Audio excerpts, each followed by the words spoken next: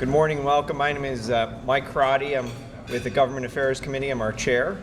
Well, welcome everyone to our State of the County, our annual State of the County event, where we get to hear directly from our county council people and all the things that have been going on with the, over the past year, I guess 2 years since with the COVID stuff. Before we begin, I want to thank all of our sponsors. First, our presenting sponsor, Energy Transfer. Our gold sponsor, Comcast. Our silver sponsors, Bars, Gowie, Amon and Foltz, Exelon, and Monroe Energy. Our bronze sponsors, AmeriHealth Caritas, Essential Utilities, Brinker Simpson and Company, Crozier Health, LPL Financial, Meridian Bank, Trinity Health, Mercy Catholic Medical Center, the Mercy Fitzgerald Campus, Trinity Health, Mercy Home Health, Trinity Health, Mercy Life, kudos to Trinity Health, PICO, Republic Bank, the IBEW Local 654, and Everest Medical Group. And we also have our telecommunications sponsor, AT&T, to thank as well. So round of applause for all of our sponsors. They and the county really make up the backbone of our community, and our joint ventures going forward are really important to keeping us a vibrant business community in the county. We want to thank all of them. The format for today is our traditional format. We'll have Brian Zidek come up. He's the county council chair, and give his introductions, and then he'll, I think, touch base with all the other county council people. There are index cards on everyone's table. If you have a question that you want to ask of the council people, if you can hand those up to the chamber staff, we'll get those addressed in the Q&A portion. So with that, I'll turn it over to Brian. Welcome, Brian. Thanks, Mike.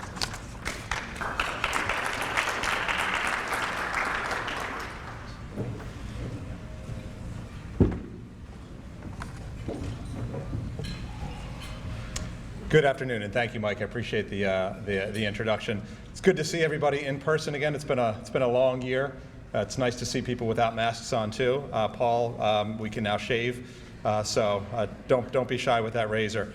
I want to. My name is Brian Zidek. I'm the chairman of Delaware County Council. I'm also joined with some of my fellow council members here. Councilman Kevin Madden is here. Councilwoman Elaine Schaefer is here, and also Councilwoman Christine Ruther is here.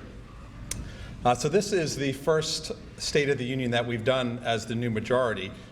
We have a lot to discuss today, and our focus is going to be on the successes and accomplishments of the past year and a half, and also our priorities for the future. We'll be discussing areas that affect you as business leaders, and also as members of the community, where many of you are raising your families. I'd like to thank Trish McFarland. Where's Trish? There she is, right up front. The president of the Delaware County Chamber of Commerce, for hosting today's presentation, and for those of you joining us in person, and also for those joining us virtually. Thank you for investing your time today to hear more about the changes that we have been made and that we are making to make Delaware County an even greater place to run your business, to work, to live, and to raise your family. I'd like to begin the discussion on the successes and accomplishments by acknowledging the men and women who work every day to make our county better, the employees of Delaware County. Our residents should know that there is a very dedicated and hardworking team here in the county, and if you were able to see what I'm able to see every day, you would be truly appreciative of the men and women who work for our county. So a thank you to the men and women who work for Delaware County. 2020 and 2021 have been full of challenges, and we couldn't have expected any of these, right? None of us, I know when we took office, this was not on the job description, and I know you as running your businesses, none of you had expected a pandemic to throw the curveball that we were all thrown in 2020 and 2021. But what it has shown us is how strong and resilient our community is, and it's provided us with a clearer vision of what we need to do to make Delaware County a fairer, a more equitable, and a more inclusive county. The COVID-19 crisis caused us a great deal. We lost loved ones, some of us battled severe health effects, some lost their businesses and jobs, children missed in-person schooling, many suffered isolation, and some even suffered depression. But the pandemic also showed our strengths and our compassion. Our community stepped up time and time again, neighbors helping neighbors. We donated to those who needed help, and we supported local businesses. At the beginning of the pandemic, when PPE and masks were scarce, there were PPE collections and distributions, and people even made homemade masks.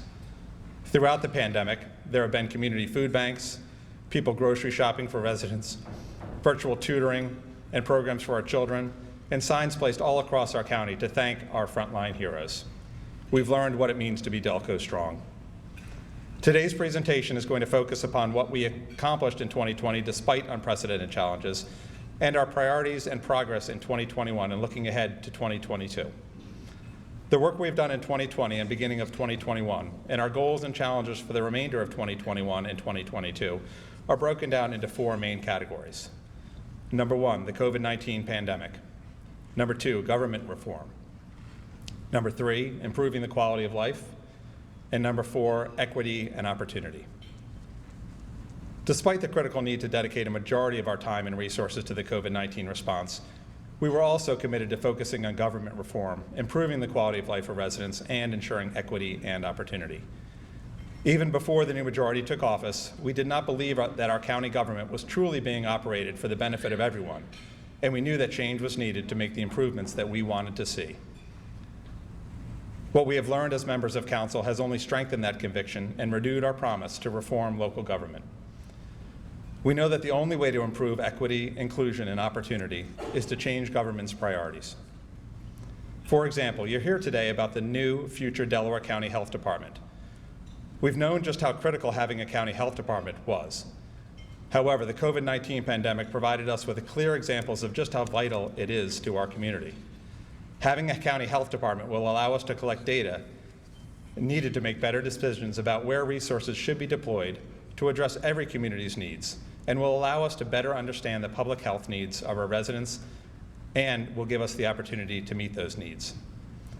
You'll also hear today about the decision to deprivatize the George W. Hill Correctional Facility, to remove the profit motive from keeping people in jail, and to invest that money into helping people reset their lives and return to our community stronger, healthier, and more productive. These changes in government operations will change people's lives and improve the entire community. I am very proud to be part of a team that is committed to transforming government, both in its priorities and its operations, to make Delaware County a place where every resident, every family, every business owner feels safe, welcome, and that they have a chance to succeed. So I'd like to introduce Councilwoman Elaine Schaefer, who's going to detail some of the incredible work that the county has done to protect against COVID-19 and to support our community. Elaine?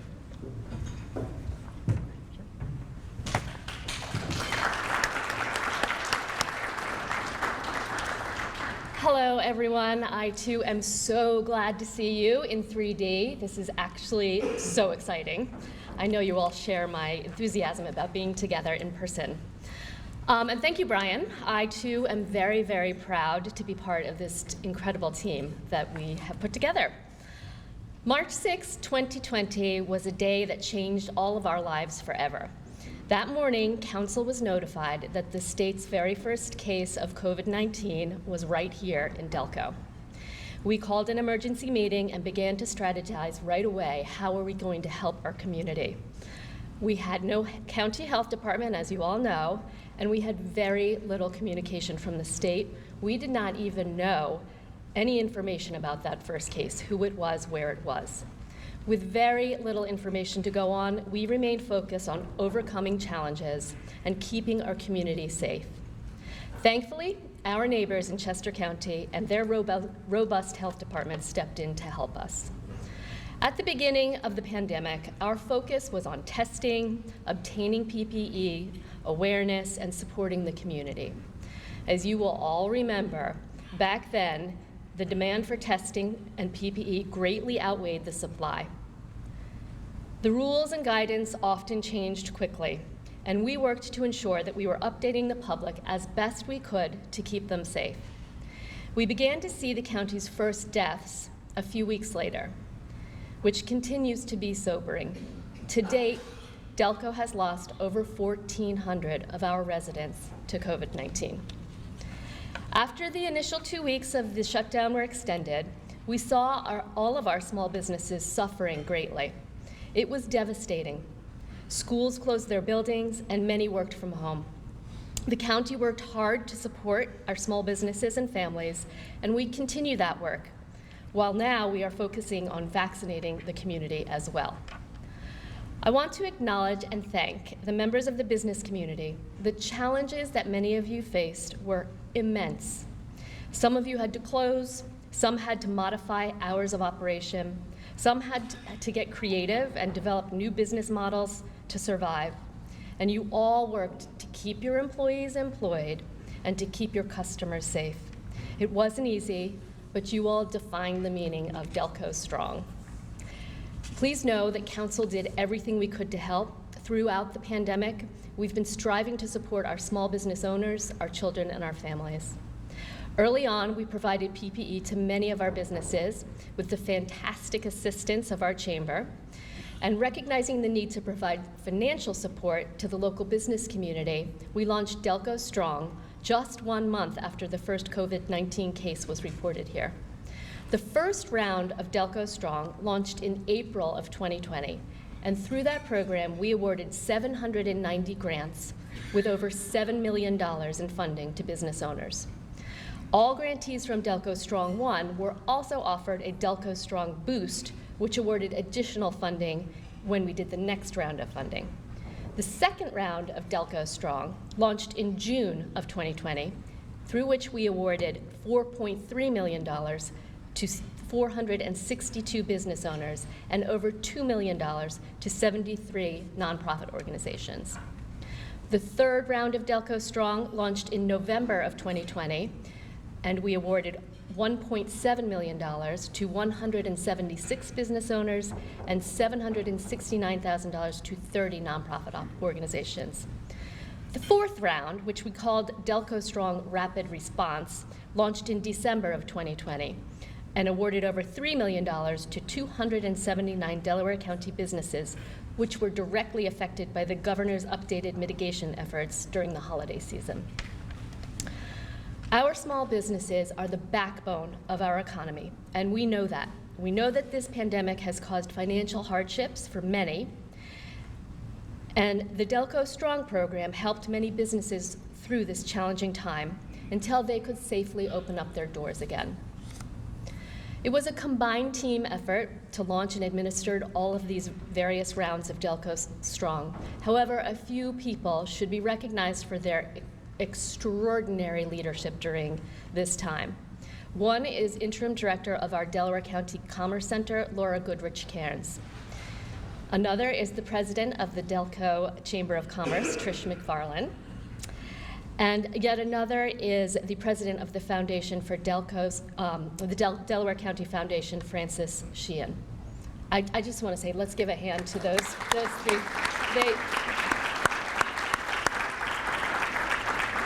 The amount of time and energy and work that they put into helping our business community, it's immeasurable. Earlier this month, the Governor Wolf has recognized our local governments for their dedication and commitment to strengthening their communities during this time, and Delaware County was recognized for its response to the pandemic and for the creation of Delco Strong Small Business Support Program. The governor noted that the program helped to maintain over 5,600 jobs from disappearing throughout 2020, and that it was extremely responsive to our residents' needs. Congratulations to all of those who helped us achieve that. During the holiday season, which, as you all remember, was a pretty difficult season last year, we launched a Keep the Cheer social media campaign to encourage our community to support our local businesses during the holidays. That was just a small way that we could continue to show support for struggling businesses. Thank you to Trish McFarland and the Chamber and her whole team for creating that programming and helping us run it. We're continuing to work to help our business communities today. Last week, Delaware County Council unanimously approved 2 programs spearheaded by the Delco Office of Workforce and Economic Development that will provide $350,000 in new economic funding for Delco small businesses and residents. The 2 programs are called Delco Summer 2021, Back to Work and Back to Camp, and Delco Summer 2021, Sign on to small business. They provide urgently needed money to individuals and businesses working hard to recover from the impact of COVID-19. The funding provided by the American Recovery Plan and facilitated by the Office of Workforce and Economic Development in collaboration with our Commerce Center is intended to help reduce barriers experienced by individuals and families and businesses in transitioning from the disrupted job market during summer months, during which so many of our residents are facing additional challenges because their children are home from school. We have seen that the employers are having trouble hiring, and people are having trouble paying for the childcare that they need in order to be able to get back to work. So these programs are set up to be exactly what we need to help Delco get back on its feet. The Back to Work, Back to Camp program provides $100,000 in $1,000 stipends to parents to help them pay to send their kids to summer camp. Unemployed Delco residents with children under the age of 15 are eligible.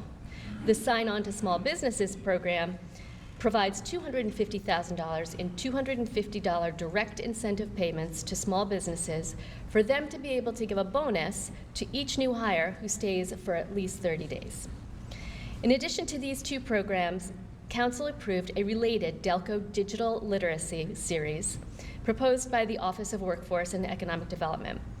The free digital workshops help adults gain the skills needed to access information and services online, especially as related to gaining employment. In all, these three programs provide over $400,000 in ARP funds to help Delco. And more information on all of those programs will be on our website as of July 1st. COVID-19 and its economic fallout have left thousands of Delco residents unemployed. Our Office of Workforce Development is helping to help those residents get back into the workforce as quickly as possible. They offer free tuition assistance for training in high-demand occupations to help unemployed and underemployed residents prepare for the post-COVID workplace. They also work with business leaders and education leaders to identify the skills and the training that workers need to succeed. The workforce development system then provides tuition for unemployed or underemployed residents to get training in those critical skills. They have had many success stories, and they continue to provide outreach to identify residents who can benefit from the programs. And I encourage members of the business community to learn more about these programs, and you can find that on our website. We also work to bring some enjoyment and normalcy to residents during the pandemic. We held a drive-in movie theater in Rose Tree Park, where residents could safely sit in their cars and enjoy a movie. We presented the Festival of Lights this year, virtually as well as in person. We held virtual book readings for students, and we held a virtual Earth Day challenge. And I'm very, very happy to announce that the Summer Festival in Rose Tree Park is resuming this summer. We couldn't safely host the concert series last year, but thanks to the very hard work of our dedicated Parks and Rec team, the popular tradition is coming back, and in fact, opening night for the Summer Festival is this Saturday, June 26th, and it's a concert by the Delaware County Symphony, and I will be there to kick it off, so I invite you and your families to join me. These may be little things, but we all know that right now it's sometimes those little things that bring some joy to all of our residents. The pandemic has tested Delaware County and every community in unprecedented ways. And we responded. Our county, thanks to the people who live here and work for the county, is coming out of this pandemic stronger and more resilient. We've been using the slogan, Delco Strong, throughout this pandemic, and those are more than just words. We truly, truly are an incredibly strong community. Our focus is now on vaccinating the community. The county operated 6 permanent vaccine sites in addition to large-scale community vaccine sites and dozens of pop-up vaccine clinics, in fact, one in every single municipality. These sites are primarily staffed by Delaware County Citizens Corps, who we affectionately call the Blue Army, and hundreds of volunteers, new volunteers, have stepped up to, I would say actually thousands of volunteers have stepped up during this crisis to serve their community. County employees are also volunteering their time on weekends to staff our vaccine clinics, and I think all of the council members have done so themselves. And it's truly a community effort. And we would not be able to vaccinate the thousands of residents that we have without the efforts of our residents and our volunteers. So on behalf of the entire county, thank you if you have stepped up. To date, over 300,000 of our residents, adults in the county, have received at least one dose of the vaccine, which accounts for slightly above 65% of our adult population. We need to get to about 70% to reach herd immunity, so we are almost there. We know some residents are still hesitant, and we're working very hard to address and help them through it, and through education and outreach. Although no one is sure when the pandemic will be over, every person who gets protected by getting a vaccination helps move us closer to normal life. The vaccine not only protects us personally, but it protects all the people around us who we love and know.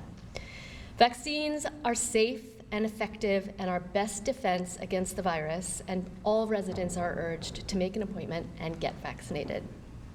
Now I would like to turn to my colleague, Councilman Kevin Madden, to discuss just a few of the many reforms that we have already been put in place in our Delaware County government.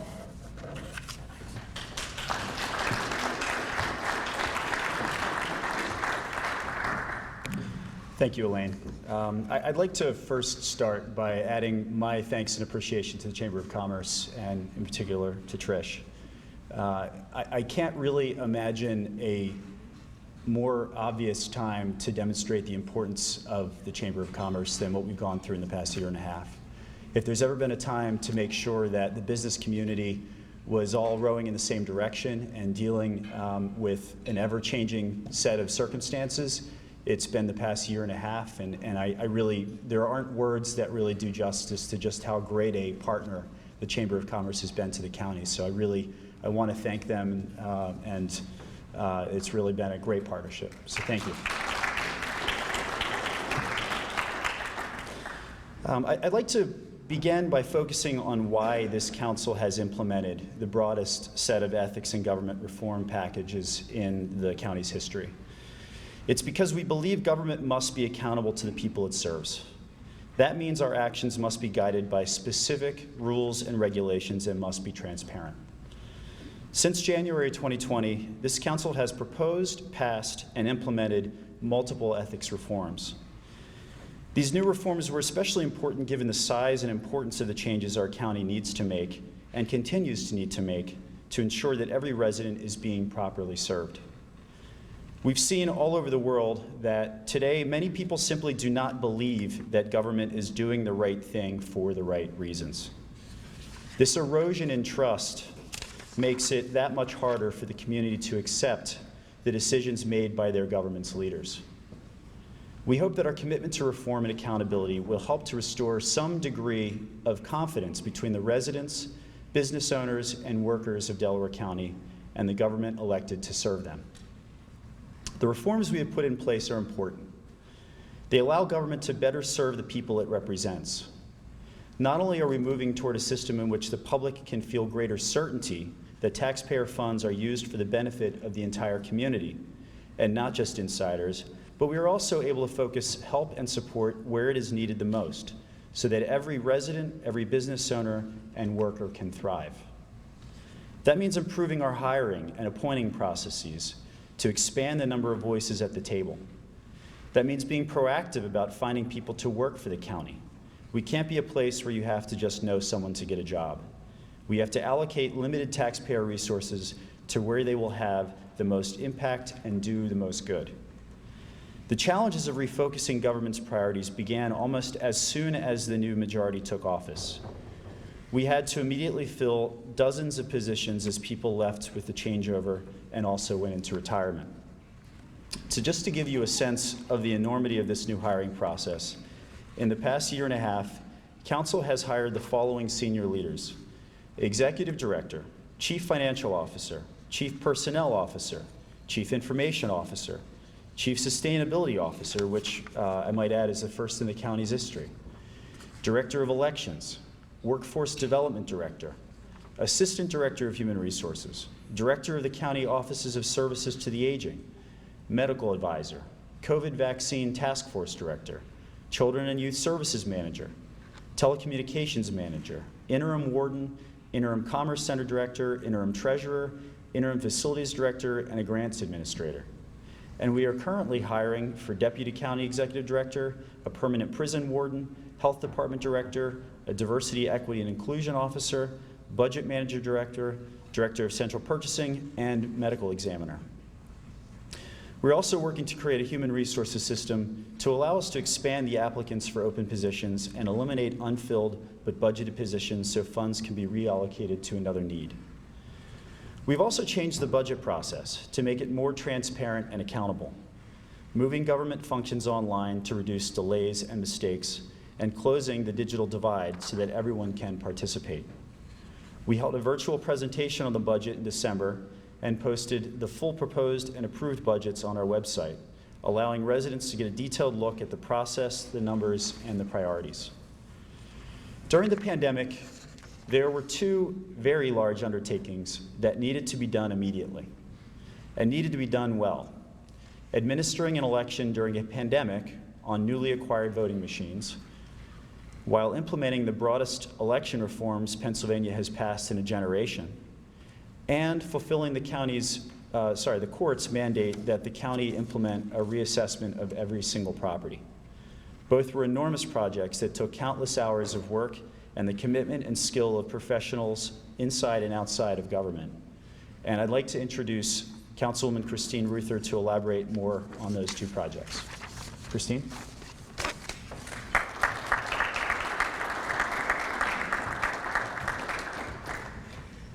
First, I'm going to join all of my colleagues on council so far and just let you know how much I appreciate being able to be here in person. For those of you who could make it, it's been a very welcome change getting back to seeing people and something other than a box this big. I think as everyone knows, the 2020 election was fought hard, and Delaware County was in the eye of the storm during that partisan fight. Our job was to make sure that our elections were not only accurate, but transparent and accountable, all while implementing a broad overhaul of the election laws amid a pandemic. Delaware County had over 330,000 residents vote in last fall's general election, including almost 130,000 who cast their votes by mail. The counting of those mail-in ballots, which could not begin until the polls opened on Election Day, was done by county staff and volunteers, all live streamed for the world to see. Despite partisan rhetoric, there were no significant problems, and we finished the certification on the county's races on November 25th, 2020. This is a testament to the election workers and the county employees who stepped up to assist in that election. I would also point out that I'm sure as business owners, you're no strangers to lawsuits. The county was sued 13 times in connection with that election and didn't come out on the losing side in any of those lawsuits. I think it's also worth noting, since this is the business community, that there was a tremendous effort that had to go on in terms of infrastructure to make that election happen. In a 6-week period, the county accomplished a project that we were told would normally take 4 to 6 months to build out a new election operations center at the Wharf Building in Chester. It included removing part of the wall so that one of the large sorters that we bought from Blue Crest could be inserted into the building. Couldn't get in through the doors. Similarly, Delaware County made a decision to use some of the grant resources that it obtained, non-taxpayer dollars, to put 41 permanent drop boxes with surveillance infrastructure in 41 municipalities in Delaware County. The desire was to avoid creating winners and losers and to make vote by mail as accessible as possible. Those drop boxes accounted for almost 50% of the vote by mail ballots that were returned to the county, both during the 2020 general election and the 2021 primary. As always, when you're learning on new machines, when you're trying to implement a new law, when you're dealing with the rapid escalation in the size of the election staff, both seasonal and permanent, there are things you could do better, and certainly the county expects to continue to build on the lessons we learned to improve both voter engagement and election operations going forward. Since I get stuck with all the fun projects, I get to tell you about the reassessment too. That was our second major project, and it affected every property owner in Delaware County. It was as a result of a court order issued by Judge Burr in 2017 and assessment appeals that were filed in 2015. The county's properties had not been reassessed in 20 years, and that meant some owners were paying less than their fair share, and other property owners were paying more. Because the county, as well as every municipality with a property tax and every school district, is prohibited by law from using a reassessment to raise additional revenues.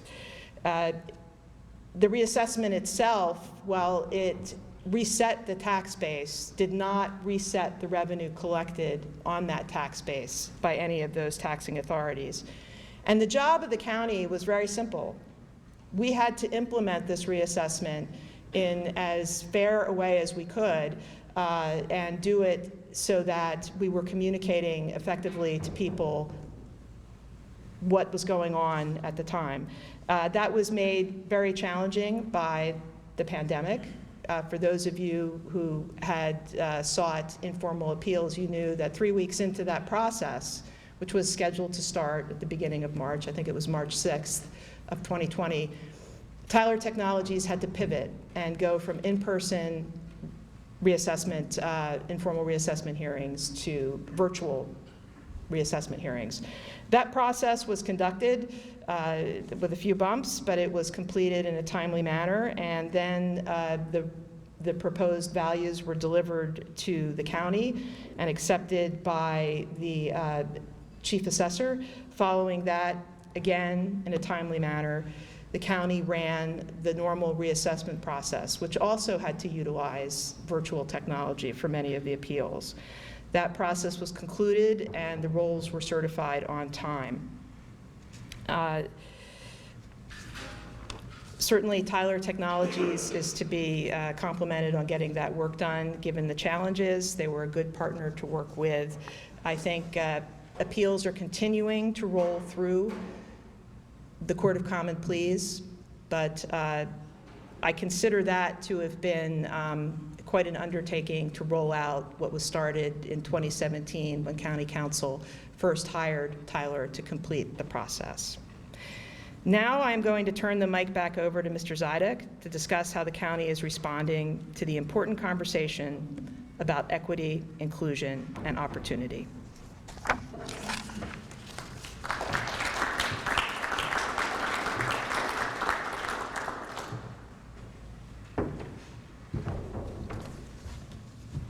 Thank you, Christine.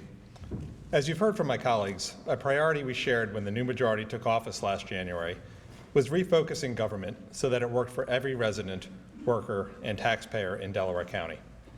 We all knew, and we were all committed to, making both big changes and small changes. We know how a government interacts with the people it represents, how it allocates resources, how it includes diverse voices, how it operates. All of these things matter. We identified changes we intended to make early on and have also made changes in response to real-time events that have signified a needed change. The events of last summer, the murder of George Floyd and the civil unrest that followed, brought a sharper focus on the need for real change at every level, government, business, and education, and to increase equity, inclusion, and opportunity. Last June, Delaware County Council and District Attorney Jack Solstheimer announced the formation of a countywide task force on criminal justice reform. The task force was created to address issues in the criminal justice system and the community, and to bring both the criminal justice system in Delaware County into alignment with the county's shared values. The task force also emphasized the need to look at the county's role in fostering equality and justice in ways outside the scope of law enforcement, such as in the areas of public health, education, and substance abuse. The task force formed working groups to build a foundation to create diversity, equity, and inclusion across the county, from expanding education and training to creating mentoring opportunities to offering accountability through regular review and audit. These actions will help create a stronger foundation for the county, its residents, and its workers. Diversity, inclusiveness, and opportunity make Delaware County better at every level and for everyone, but they do not happen by themselves. They take commitment, planning, effort, and accountability. We have made great progress in just under a year since the task force was formed. We have completed a review of the purchasing sections in the administrative code to address minority, women, and disabled veteran business opportunities. The hiring of the Diversity, Equity, and Inclusion Officer has been assigned to an executive recruiter. The Office of Workforce Development is partnering with our Human Resources Department and the CJR Group about skills training and reentry opportunities. The county continues to expand its outreach efforts in contracting and recruiting. We are excited about the many positive changes the county is making and will be making. Through these reforms, our county has the opportunity to create diversity, equity, and inclusion in our workforce and in our community. We must lead by example and make meaningful and long-lasting changes. Health equity is also crucial to all communities. One area in which we have been dedicated is the development of the county's first health department.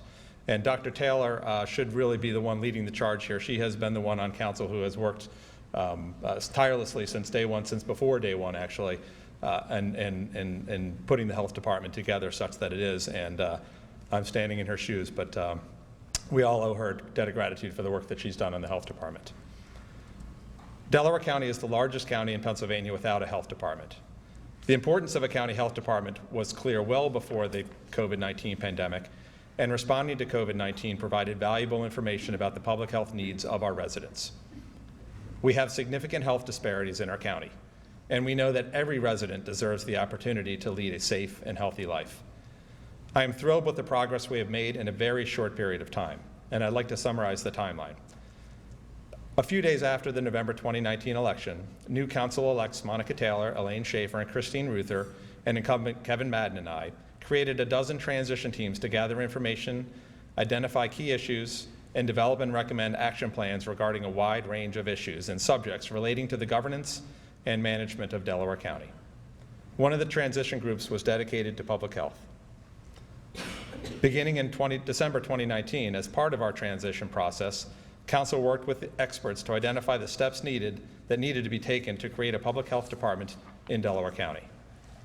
In January 2020, Council joined regional public health leaders and members of the community at Elwyn during a panel discussion on the public health of Delaware County. Last August, Council approved the request for proposals for an economic impact feasibility study. In January, we opened the Delaware County Wellness Center. The site currently serves as one of the county's vaccine sites and will become home to the future Delaware County Health Department. Earlier this year, the strategic plan for the health department was completed.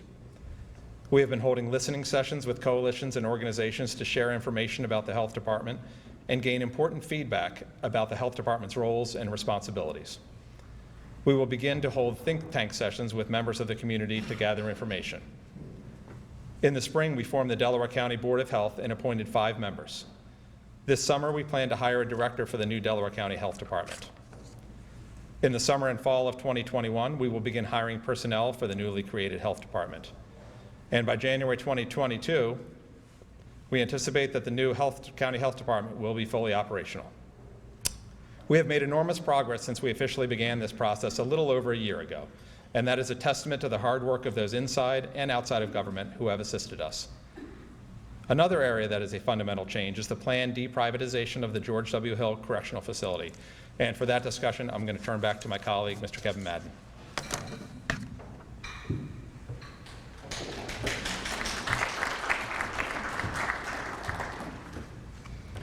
Thank you, Brian. This council believes that good and decent people sometimes find themselves dealing with significant personal struggles, whether they be related to drug and alcohol addiction or mental health challenges, and these struggles can put them on the wrong side of the criminal justice system. Rather than helping people who have been either charged or convicted of a minor crime to get their feet back under them so they can be productive and accountable members of our community. Too often our system simply warehouses them until their sentences are complete, returning them to their communities no better off than when they went in, and the cycle repeats. It is incumbent on all of us to help prevent crime. Doing so means putting people in a position to succeed so they don't commit crime in the first place. And we have an obligation to help those who have committed a crime to emerge healthier and stronger when they return to the community. That simple idea that prison should be as much about rehabilitation as it is about punishment is behind the county's efforts toward deprivatizing the George W. Hill Correctional Facility. Because the people who are incarcerated at the county's jail have either been charged with a crime and weren't able to post bail, or they are serving sentences less than 2 years, they will quickly return to our community. The county has a tremendous interest in helping them use their time in incarceration to reset their lives and emerge in a better position to become productive, law-abiding neighbors. The Jail Oversight Board, which I chair, is undertaking a rigorous analysis and planning process led by CGL, a nationally recognized firm that specializes in jail and prison management, to determine not just whether deprivatization is feasible, but how to do so to ensure the public's safety, improve inmates' outcomes, and protect taxpayer resources. The first step in that process, a financial feasibility analysis conducted by CGL, not only showed that such a deprivatization was financially feasible, but that it could potentially save Delaware County taxpayers millions of dollars, all while enhancing the services offered to help rehabilitate inmates. In the coming months, we will be announcing additional steps in this process by bringing the county jail back under direct county control. I will now return the mic to my colleague Elaine to discuss some of the incredibly important work that's being done to create a sustainable county. Elaine?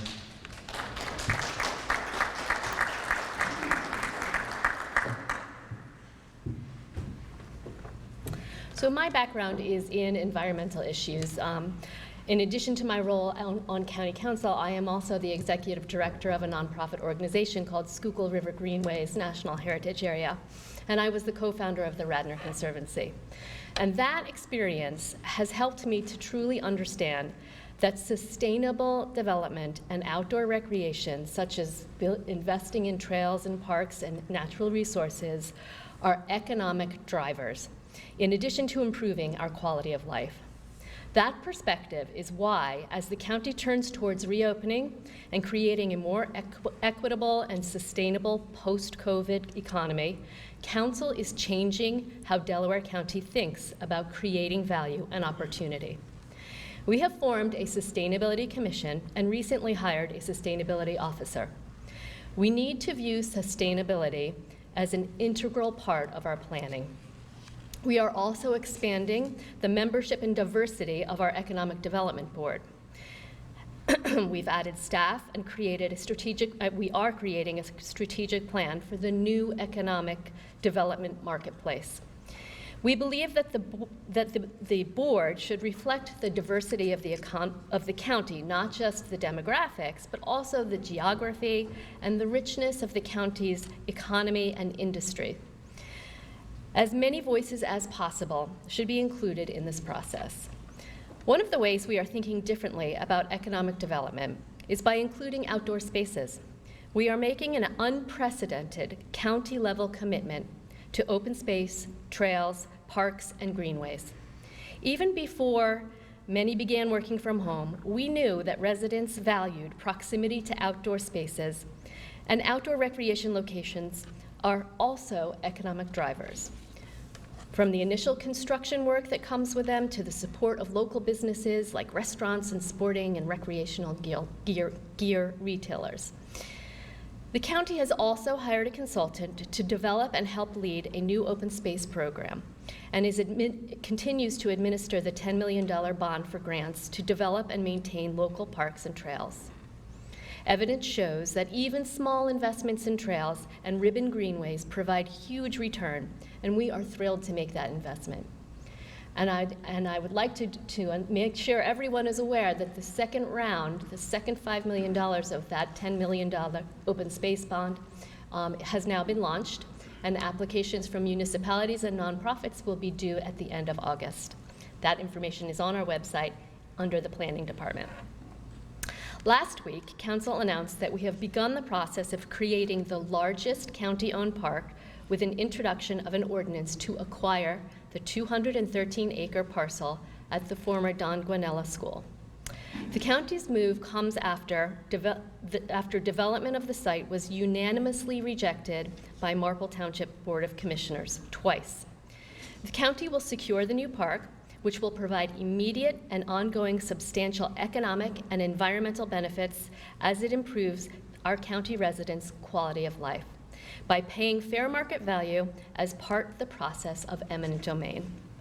We are enormously pleased that we will be able to preserve one of the last large tracts of open space in this densely populated eastern Delaware County area for use as a public park.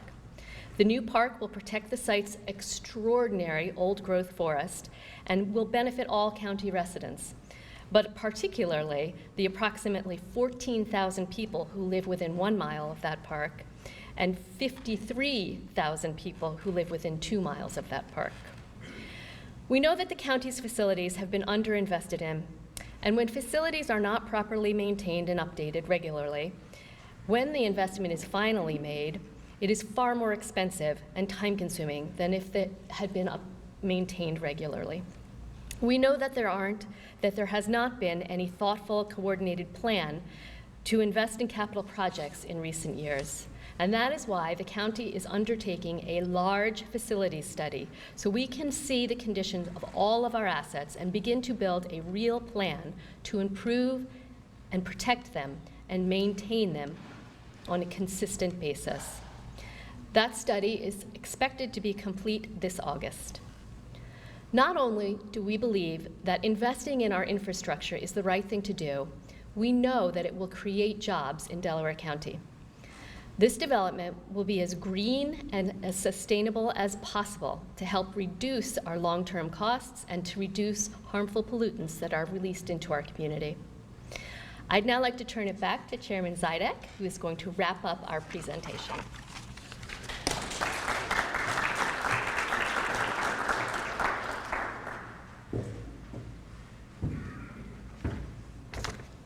Guys, we're almost there. Appreciate your endurance here. Thank you to my colleagues who have just detailed some of the many accomplishments we've made and who have also spoken about our future priorities. Hopefully our residents realize that we are working to allocate resources and to make changes to be equitable and effective. And we are using data to make better and more informed decisions. Now, I'm talking to a room full of businessmen and women. I don't need to tell you about the importance of data. Just as Ms. Schaefer highlighted the fact that she has a life outside of county council, so too do I. I run a small business. We have about 45 employees, and we are voracious consumers of data, not because it tastes good, because it's fun, but because it helps us to succeed. And I'm sure all of you in your business dealings have come to see that data enables you to succeed where you otherwise might fail and to be the best businesses that you can be. And the county similarly wants to make sure that we're using all of the data that we can collect to make better decisions and to be a better government. So we talked earlier today about some of the data that we will collect through the county health department, and that will allow us to better reallocate resources. And we also talked about changes that we're making to our budgeting process to better track where our money is going and to show taxpayers what they're getting for the expenditures of their tax monies. We believe that by focusing on data and results, not only will we do a better job, but we'll also increase equity and inclusion. Data is a tool to change how we govern. In the coming weeks, we will be announcing additional efforts to use the data we have, from the reassessment process to the county health department, to information about businesses and business development. We believe this will change Delaware County government for the better and allow us to address issues before they become problems. As we've discussed today, the COVID-19 pandemic has negatively impacted many residents, and we've responded and helped however we could. But we realized that residents were also struggling prior to the pandemic. Too often, their needs were not being addressed. For example, we know there is a need for workforce development. However, by using data, we can help to dig deeper into the root causes of this workforce development issues and to identify solutions. We know there's a need for a shared food bank. We don't have one despite the food insecurity many face. Data shows us where they should be and what they should provide. Data will also help us identify the wraparound services that we could be providing to those in need, especially the homeless population. Do these people simply need housing, or do they also need medical and mental health care? Do they need job training? Data will help provide us with critical information so that we can provide vital resources to our community. The county is going through immense and historic changes. These changes were designed to improve the quality of life for everyone who lives, works, or visits Delaware County. At the end of the day, that is why we signed up to do this job, and we vowed that we'd fight to make improvements for the entire community. Thank you for allowing us this opportunity to provide some updates. Now I'm going to turn it over to Trish McFarland, who's going to read some of your questions, I believe. Just want to come up and join me on stage here.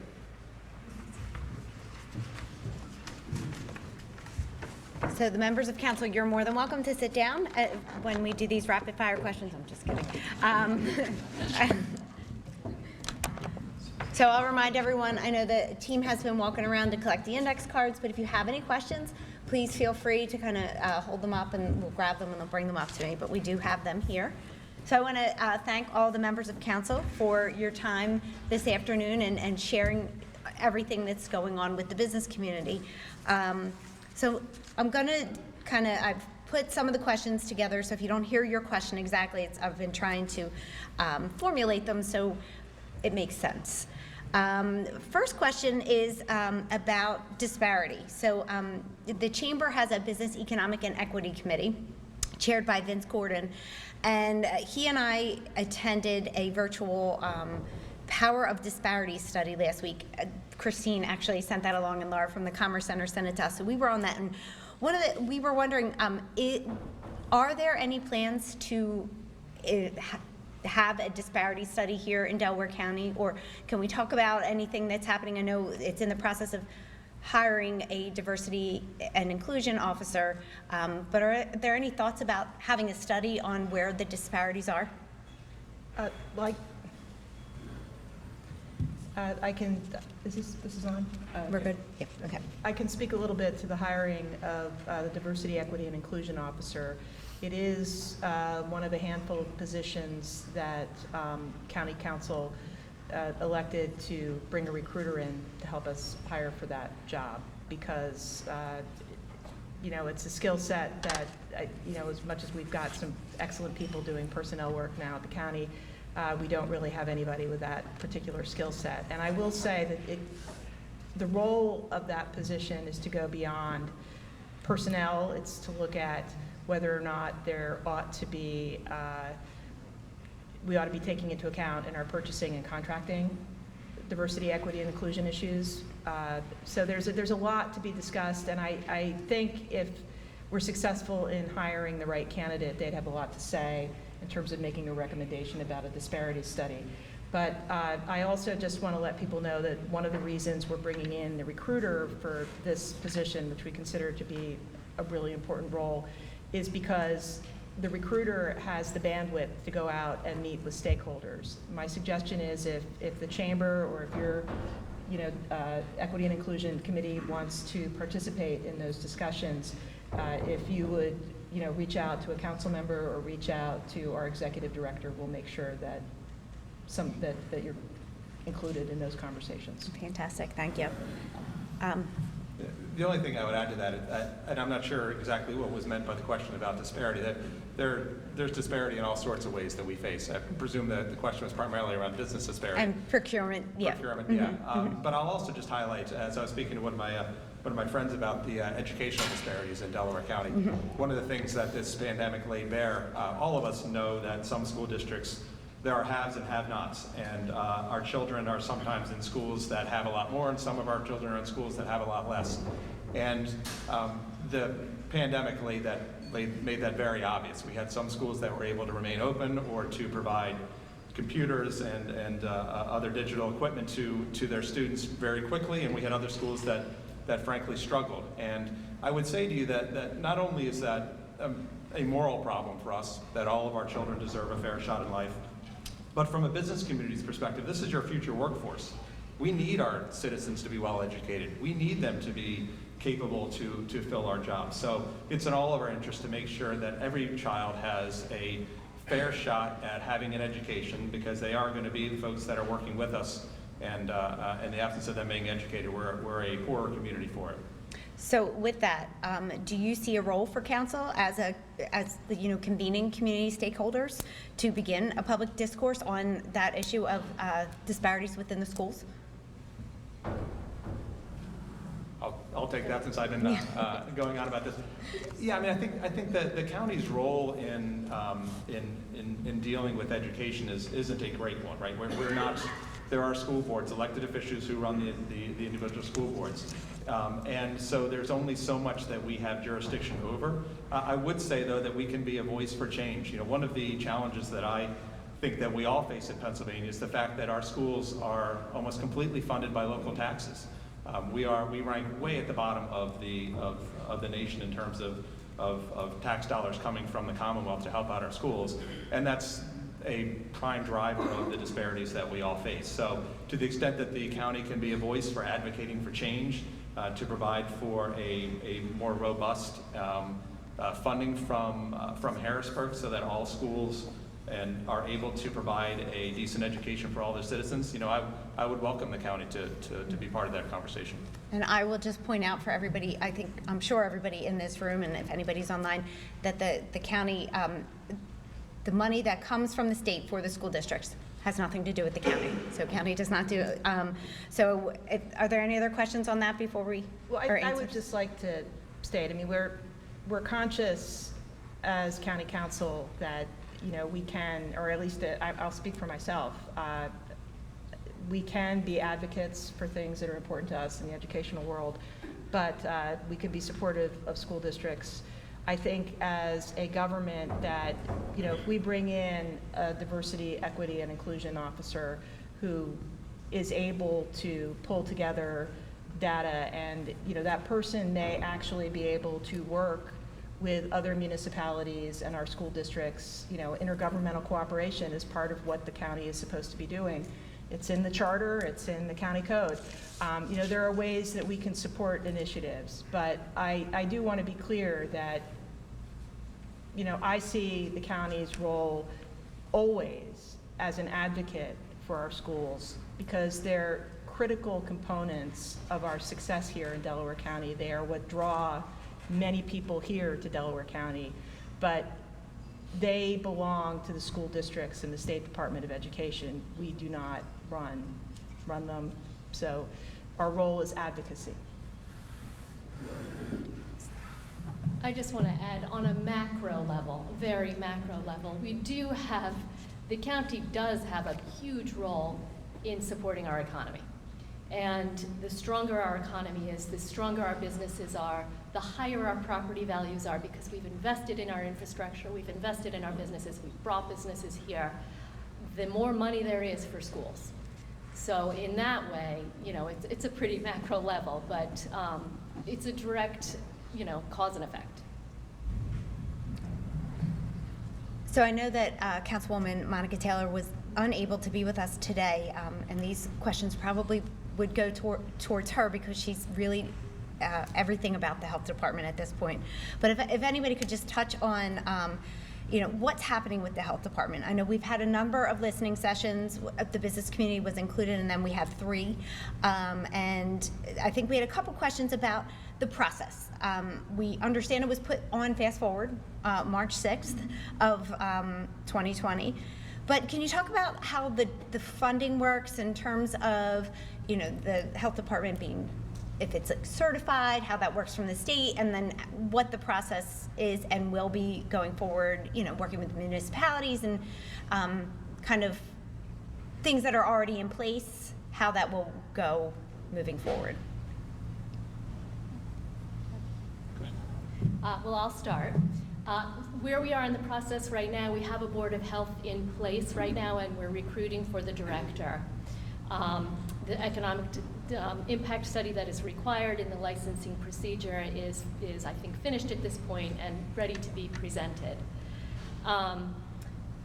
The Board of Health is meeting with every single municipality, 49 49 meetings to kind of go through the transition and how that's going to work. I think one of the silver linings of the COVID period that we've lived through is that it has given us money to invest in starting this up the right way. Because investment in our health department is a completely legitimate expense under both the CARES Act and the ARP money. So we have had that luxury of being able to really invest in doing this right. We've set up a center which we are now improving to adapt to the broader use of a health department. And then once we get completely certified and are on our own as a health department in January, we will get state funding. And we are hoping when the budget comes through, we will be at at the level of funding that our neighboring health departments are funded. And anybody else have anything to add to that? No, I would just like to say that one of the things we do on a very regular basis is interact with our delegation and with the governor's office and with other players in Harrisburg who folks may be aware, they're also going through a budget process right now. And there is a constant hammering on them of the refrain, and I see Senator Kearney's chief of staff here who could speak to this because she hears it from us all the time.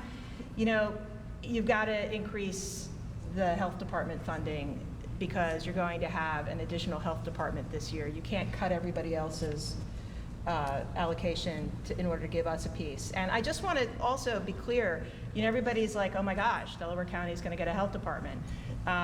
There are several other counties who are looking at it. We happen to be looking at it before the pandemic hit, but I think a lot of other counties who sort of fall in that just short of the really large size, you know, maybe the 300 to 500,000 residents, are looking at getting their own health departments because they're realizing they did not have access to data or information that could have really helped their communities.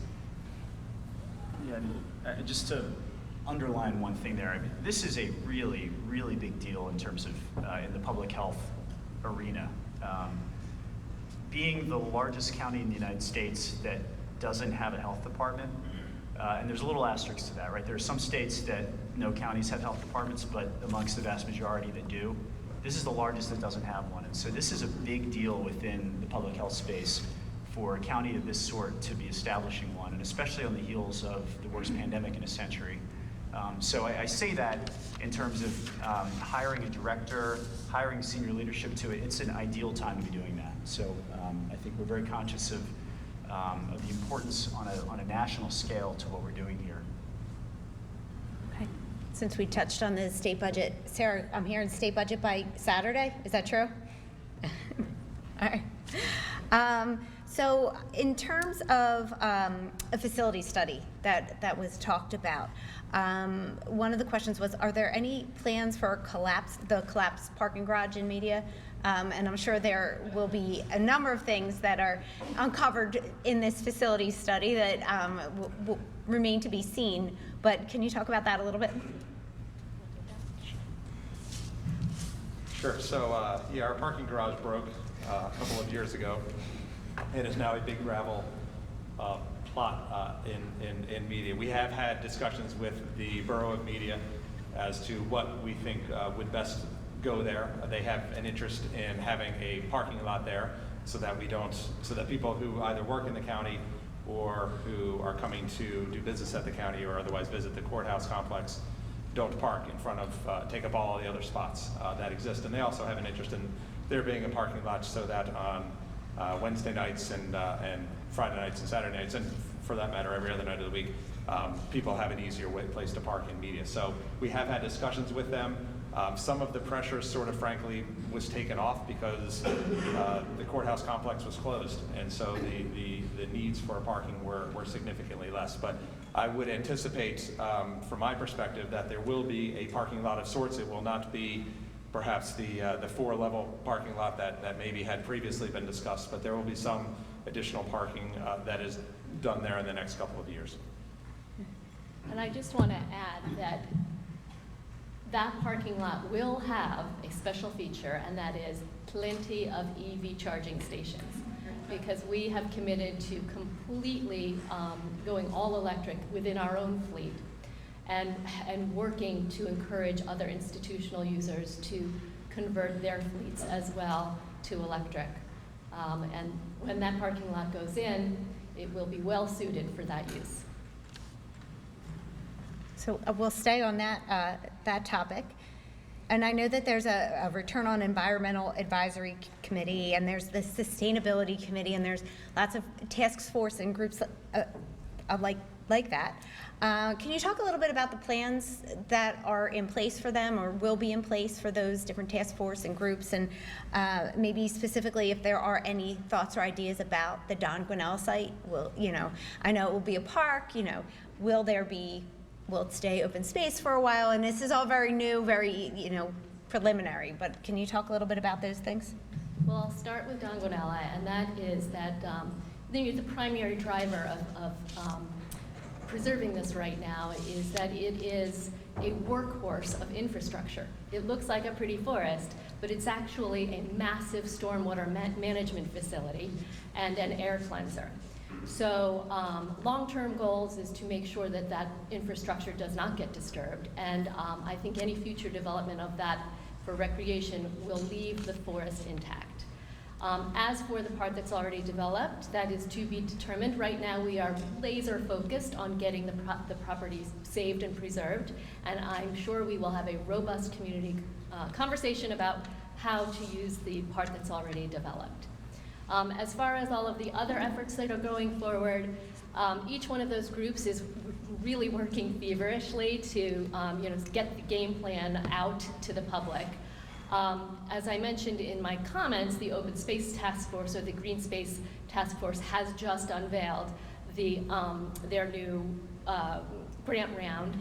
And that consultant is also, and that task force is also putting some thought into what our government is going to look like permanently in terms of running an open space and trails program. Right now, we inherited a planning department with 1/2 of one employee devoted to all of that.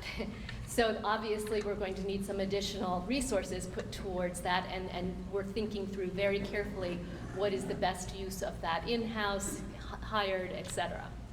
Sustainability Commission is putting together the sustainability plan, but it will be in concert with our facilities plan.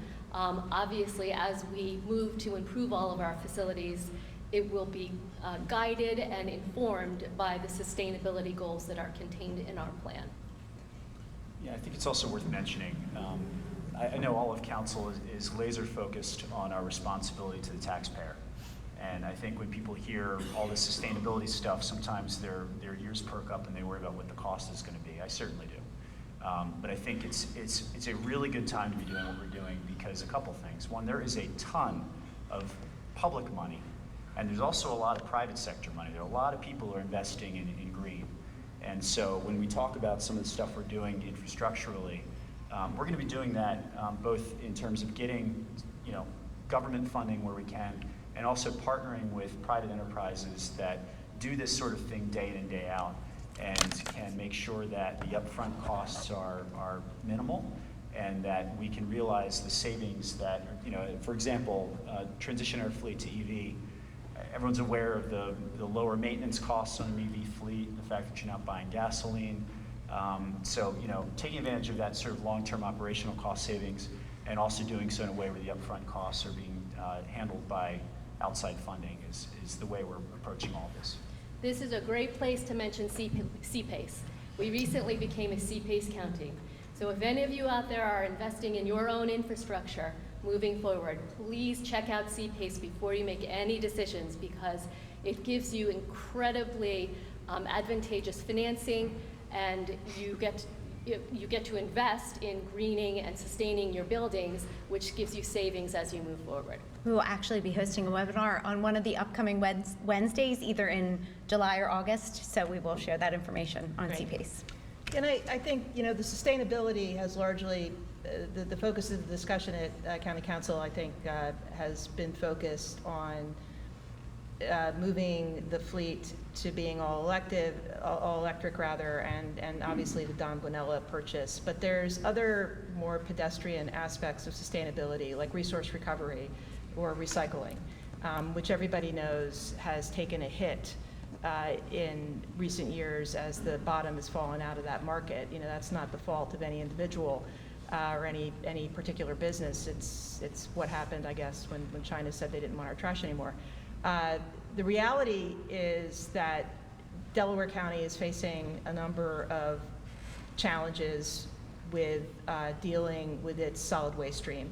And one of the things that we're looking at is how can we use this new sustainability brain trust that we've created with the commission and the resources we've brought to the county to make it easier to reduce our waste stream, to reuse and repurpose. And that's going to be a focus, too, of the work that they do, and it's something I'm really looking forward to. Okay, thank you. So Kevin, I know you spent a lot of time on the prison reform. There's a lot of coalitions that are surrounding that, and I know Reentry Coalition, and I just got an email for the Delco Recovery and Prevention Coalition. So we're putting a lot of time and energy into this. Can you talk a little bit more about this and what the plans are for folks as they reenter, and just for what's happening at the prison and long-term goals there? Yeah, I think you hit the nail on the head. We're fortunate to be in a county where we have great community. We've got a lot of organizations that are dedicated to reentry, whether it's from a drug and alcohol treatment perspective or a workforce development perspective. And so in many ways, what we're doing is we're just opening the doors. That's a little bit of a dangerous metaphor to use when we're talking about a jail, but I hope you know what I mean. We're bringing organizations that are dedicated to this purpose and bringing them into the conversation. Because, again, it's important to note, a county jail is very different from a state or federal penitentiary. These are folks who cycle in. The average stay is less than 60 days. And so doing so in a way where we're really thinking about how do we, help people get their feet under them, and how do we help them re-enter at a time when, frankly, the job market's really tight. You're all aware of that. It's hard to hire folks. And so people who are coming out of the county jail and are looking for a job and given the appropriate support, this can really be a win-win in so many ways for this county. And it doesn't have to be an either or. It doesn't have to be one where you're either a evangelical about criminal justice reform, or you're concerned about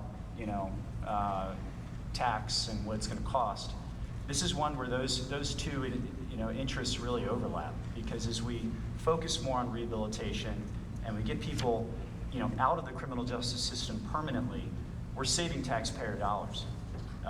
It's the cost of the county jail's contract with GEO is $50 million a year. That's about 30% of every dollar you put into your real estate taxes for the county is going to that prison.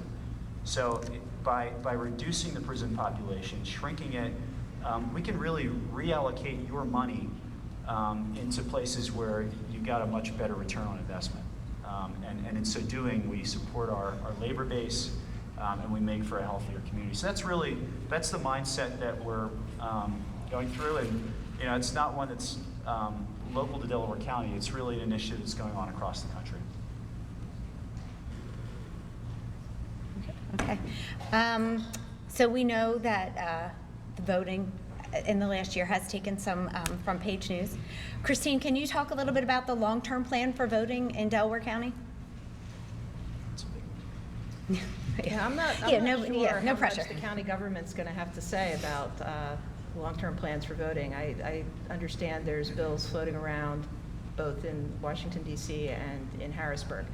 I can say, elections are probably one of the most important things a county government is responsible for in the state of Pennsylvania. And going into 2020, we took office, and we knew we were facing what was going to be a hard-fought and somewhat fraught election.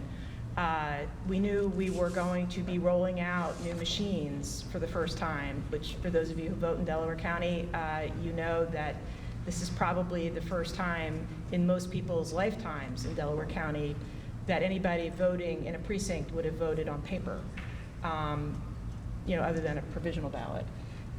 We also knew that we were going to be dealing with no excuse mail-in voting for the first time. And we were confronted with a situation where there were no dollars in the budget to allow for that. Now, in fairness to everybody who worked on that budget in 2019, the expected number of people who would have voted by mail in the primary was supposed to be between, 25,000 and 40,000. But then the pandemic happened, and that number was 85,000.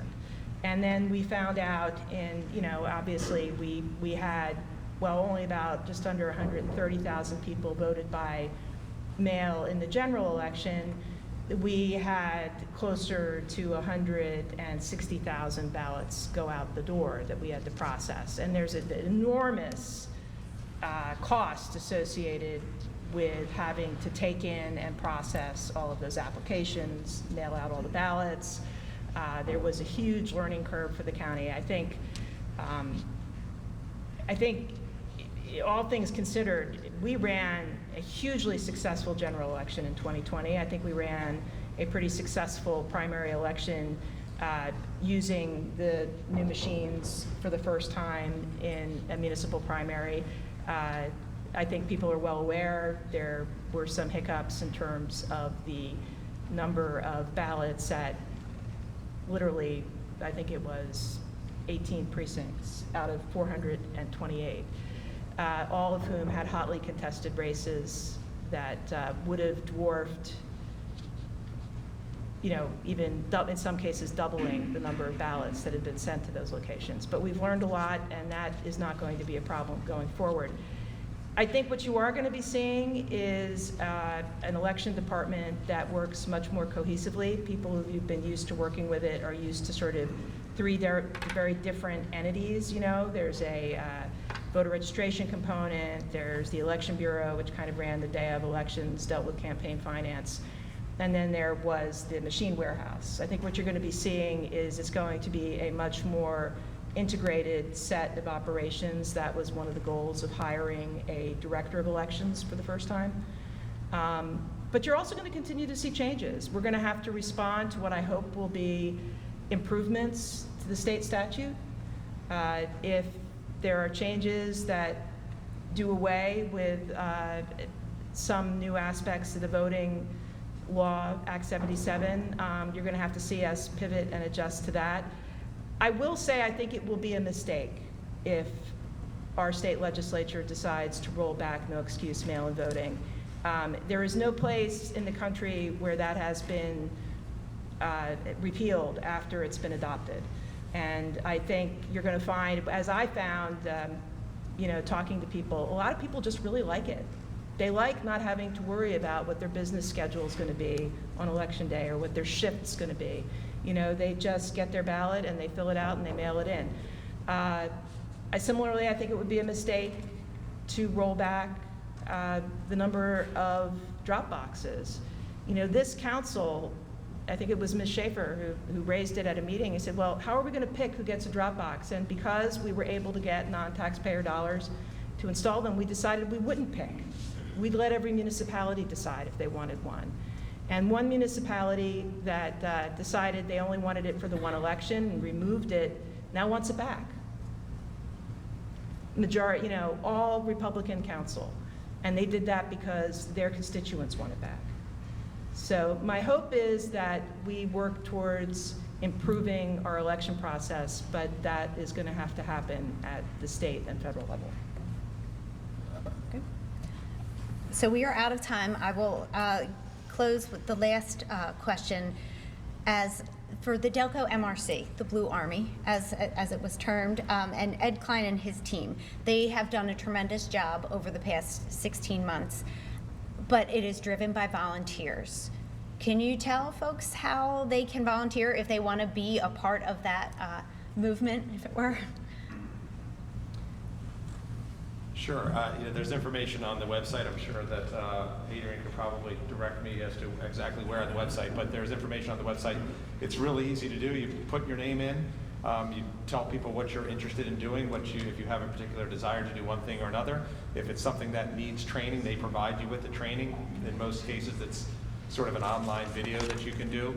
It's super easy to do. It's super rewarding. I know, as Ms. Schaefer suggested, I think all the council members volunteered at various vaccination clinics, and I know that when I did so, it was really rewarding. It was nice to see that we were able to help our fellow residents, and the amount of money that the Blue Army has saved this county, I don't know. I suppose we could put a number on it. I don't know how many tens of thousands of hours that people devoted, but beyond the money, people did it with a smile and out of the goodness of their heart. And it was an opportunity, I think, for us to take what was a very difficult situation and make the best out of it. We talked a little bit before about how the pandemic really offered us insights as to what Delco Strong means, and volunteering for the Blue Army and the work that the Blue Army did is probably the easiest example to show folks. They have been around for years and years and have been doing things for us for years and years.